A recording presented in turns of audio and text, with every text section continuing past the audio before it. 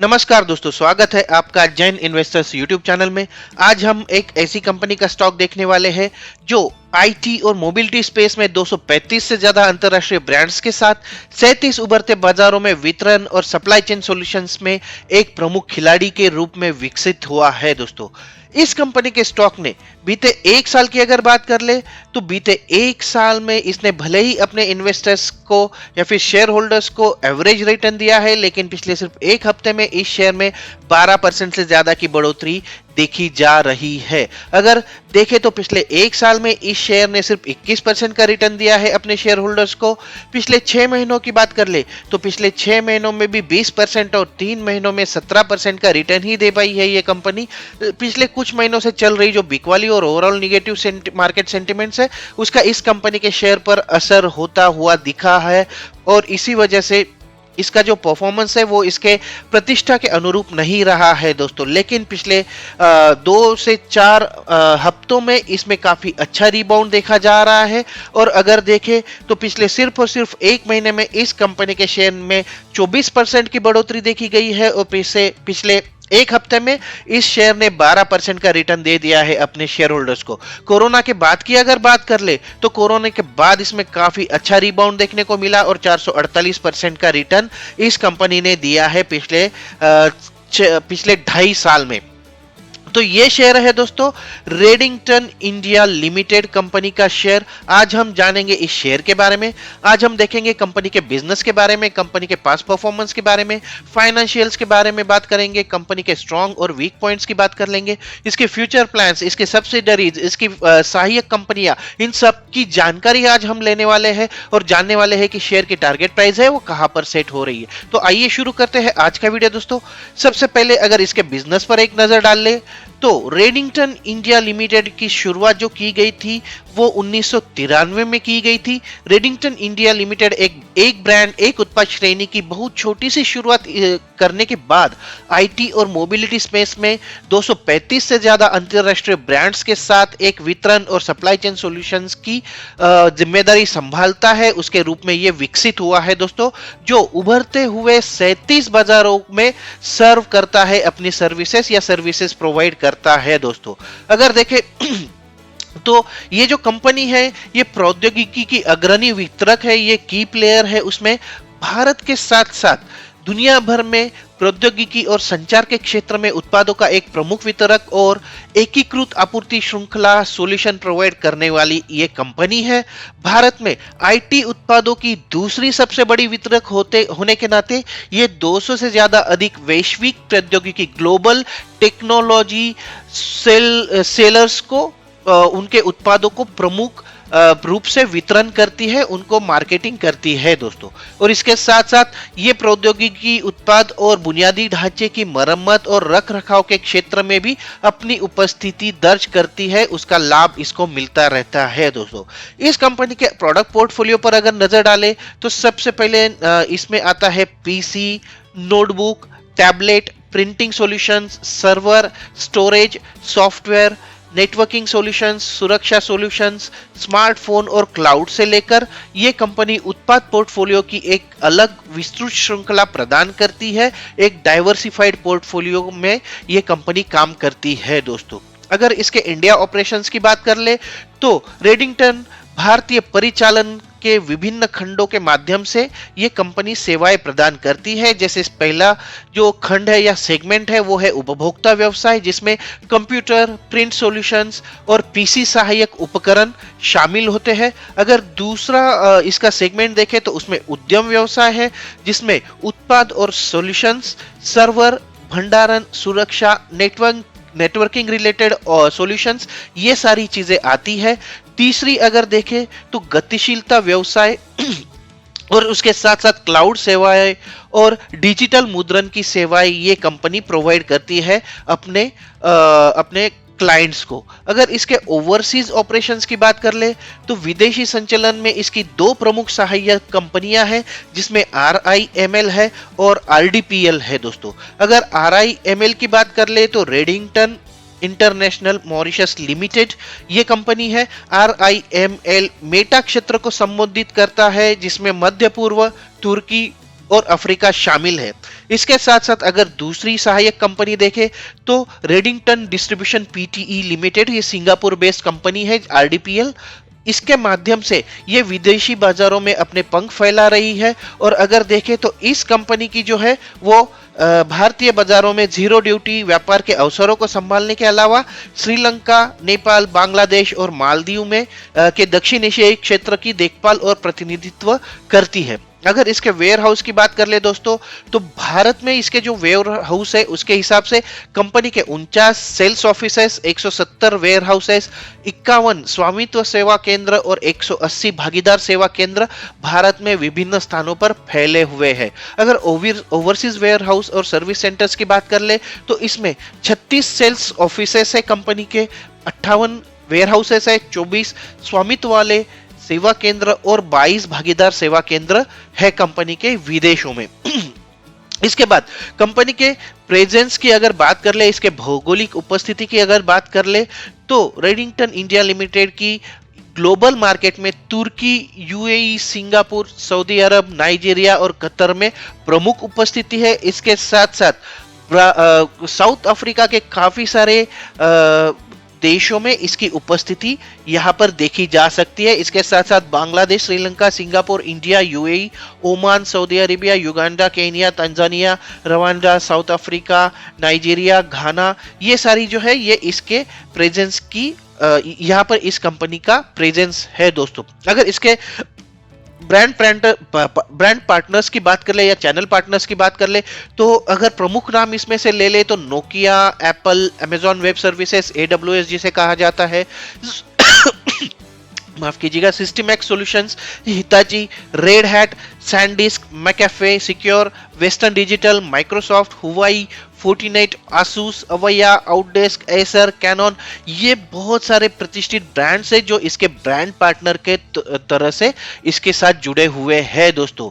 आगे बढ़ के इसके फाइनेंशियल नंबर्स पर हम नजर डालेंगे दोस्तों, लेकिन आगे बढ़ने से पहले अगर आपको मेरे वीडियोस पसंद आ रहे हैं, अगर अभी तक जो भी मैंने बताया है वो आपको अच्छा लगा है, तो मेरे वीडियो को एक लाइक जरूर कीजिए दोस्तों। और अगर आप मेरे चैनल पे नए हैं, अभी अभी आपने मेरे चैनल को फॉलो करना शुरू किया है, तो इसे सब्सक्राइब जरूर कर लीजिए, क्योंकि ऐसी ही नए नए शेयर के बारे में नई नई जानकारी मैं आपके साथ शेयर करने वाला हूं जो आपकी हेल्प कर सकती है इन्वेस्टमेंट स्ट्रेटेजी डिसाइड करने में। तो चलिए मुड़ते हैं वीडियो की ओर और सबसे पहले कंपनी के फाइनेंशियल का ओवरव्यू हम देख लेंगे दोस्तों। अगर यहां पर देखें तो कंपनी का मार्केट कैपिटलाइजेशन जो है वो 13,262 करोड़ रुपए का है। स्मॉल कैप कंपनी तो बिल्कुल नहीं है दोस्तों, काफी अच्छा मार्केट कैप है। इसके स्टॉक का पी जो है वो 9.22 का है और इंडस्ट्री का जो पीई है वो 31.8 का है। तो इस हिसाब से काफी रीजनेबल प्राइस पर इस कंपनी का शेयर अवेलेबल है। कंपनी की शेयर की करंट प्राइस 170 रुपए की है, 179 इसका 52 वीक हाई और 109 जो है इसका 52 वीक लो है। बुक वैल्यू जो है कंपनी की वो 79.6 रुपए की है। कंपनी का आरओसी और आरओई काफी अच्छा दिख रहा है, 29.3% का आरओसी और 23.8% का आरओई। डिविडेंड यील्ड भी प्रोवाइड करती है और 3.79% का इसका डिविडेंड यील्ड है दोस्तों, काफी शानदार नंबर है ये। फेस वैल्यू जो है कंपनी के शेयर की वो 2 रुपए की है और अगर देखें तो 18.4 रुपए का ईपीएस और प्रॉफिट ग्रोथ जो रही है पिछले एक साल में 38.2% की यहाँ पर देखी गई है दोस्तों।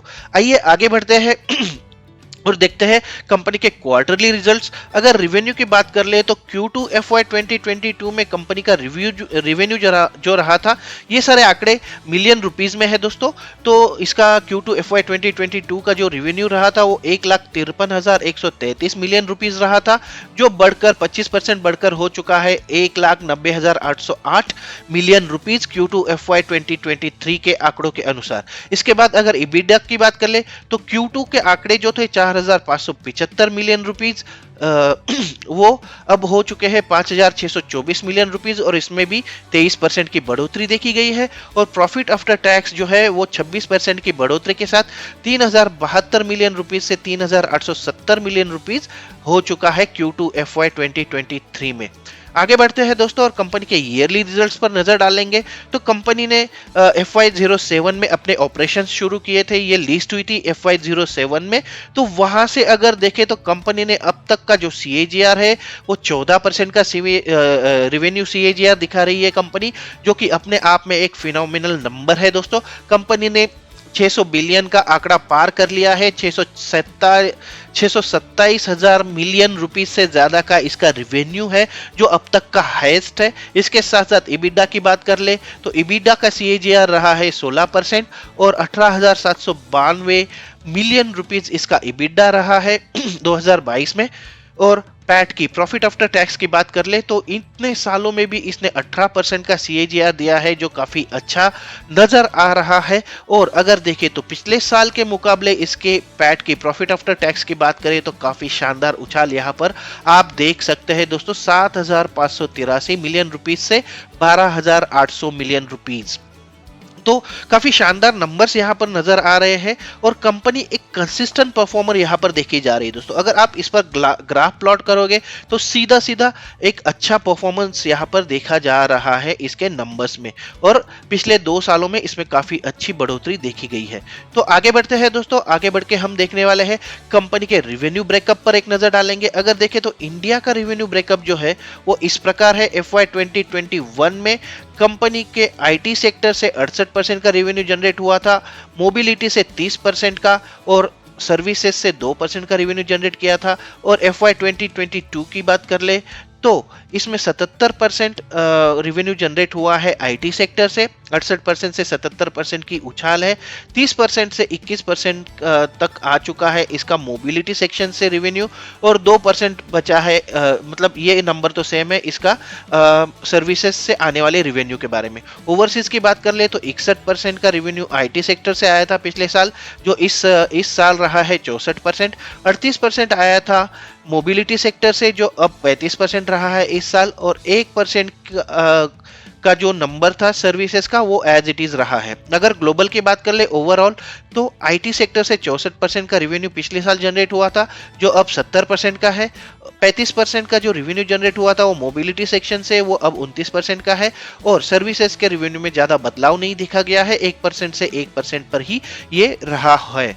अगर आगे बढ़े दोस्तों शेयर होल्डिंग पैटर्न की अगर बात कर ले तो कंपनी का जो है म्यूचुअल फंड्स में 16.51% की म्यूचुअल फंड्स की जो हिस्सेदारी है 16.51% की, FPI फॉरेन इन्वेस्टर्स की लगभग 38% की हिस्सेदारी है इसमें, इंडियन बॉडी कॉर्पोरेट्स की लगभग 5% की हिस्सेदारी, इंडियन पब्लिक की 15% की हिस्सेदारी, NRI डायरेक्टर्स और ये सब मिला के फॉरेन नेशनल मिला के लगभग 25.27% की हिस्सेदारी है, और बाकी जो बची है वो अदर सेक्शन से आती है इसके शेयर होल्डिंग की हिस्सेदारी की अगर बात करें।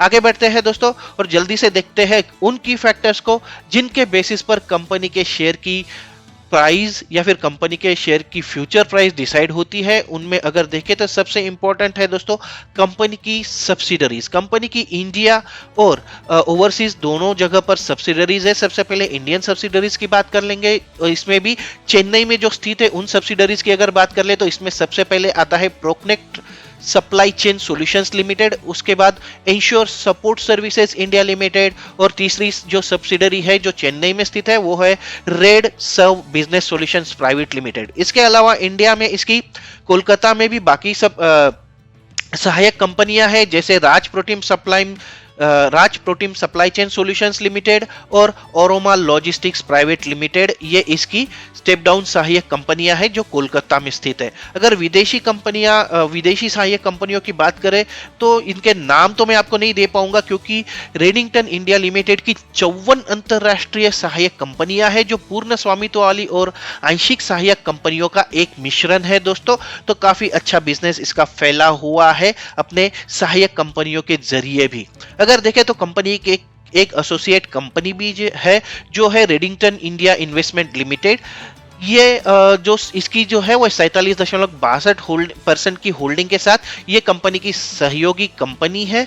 ये दक्षिण भारत में एप्पल रिटेल स्टोर जो है उसको संचालित करता था, और उसके लिए currents technology retail India limited के माध्यम से बिजनेस टू बिजनेस ऑनलाइन व्यापार ये चलाता था दोस्तों। जो उपरोक्त सहयोगी कंपनी में 47.62% की सहायक कंपनी है। ये चेन्नई में स्थित है और इसके साथ साथ इस कंपनी को लगातार घाटे के कारण करंट जो सॉल्यूशंस प्रोवाइड करने वाली कंपनी थी उसको पूरी तरह से खुदरा व्यापार संचालन से अब ये बाहर हो चुका है, या तो ये पुनर्गठित होगा या फिर इसको क्लोज कर दिया जाएगा, और इन दोनों पर विचार चल रहा है कंपनी का। इसके आगे बढ़कर कंपनी के पॉजिटिव और निगेटिव पॉइंट्स पर भी जरूर नजर डालेंगे दोस्तों। अगर देखें तो कंपनी जो है वो 3.89% का अच्छा डिविडेंड यील्ड प्रदान करता है। ये काफी अच्छा नंबर है दोस्तों, मैंने पहले भी बताया आपको।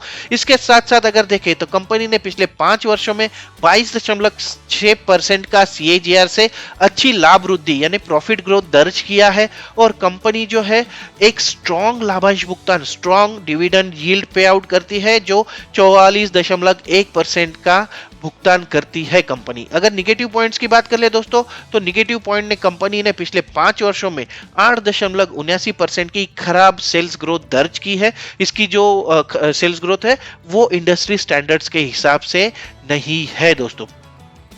तो दोस्तों हमने इस कंपनी के बारे में जाना, साथ ही देखा कि कंपनी का बिजनेस क्या है, कंपनी की फ्यूचर स्ट्रेटेजी क्या है, इसकी अलग अलग सब्सिडरीज, इसकी सहायक कंपनियों के बारे में बात किया, और इसकी प्रेजेंस देख ली, और इसका बिजनेस कैसा है वो भी सारा हमने चेक कर लिया दोस्तों। अगर देखें तो ओवरऑल ये शेयर एक अच्छा शेयर साबित हो सकता है, और लंबे समय से अपने इन्वेस्टर्स को के भरोसे पे ये खराब ही उतर रहा है। अगर आप 2007 से जब से ये लिस्ट हुआ है तब से इसके नंबर्स देखें तो एक कंसिस्टेंट परफॉर्मेंस दिखा रहा है, और कोरोना का इस पे ज्यादा असर होता हुआ नहीं दिखा है दोस्तों। अगर लॉन्ग टर्म के हिसाब से आप इसमें इन्वेस्ट करना चाहते हैं तो ये कंपनी एक अच्छा ऑप्शन साबित हो सकती है।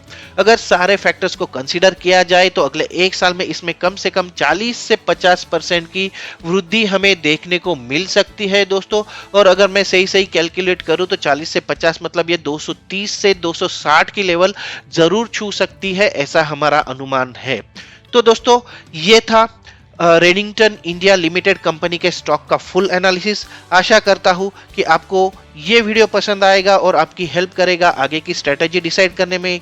और तो आज के लिए इतना ही दोस्तों, मिलते हैं अगले वीडियो में एक नए शेयर के साथ, एक नई जानकारी के साथ। तब तक के लिए नमस्कार।